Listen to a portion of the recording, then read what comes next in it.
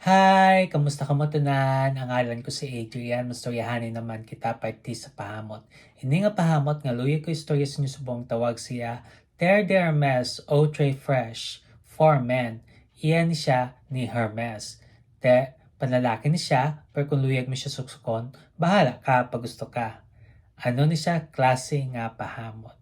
Bali, verde, nga aquatic, nga citrus, na amo na siya kung simutan.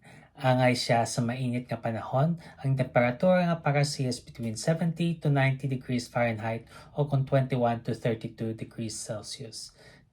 Ano ang iyang mga nota? For the top, we have orange, citruses, kag water notes. No?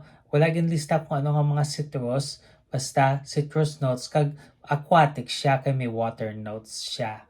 For the mid, we have geranium. Na ang geranium do verde na siya nga rosas kung simutan. Kag for the base, we have woody notes, cedar kag patchouli.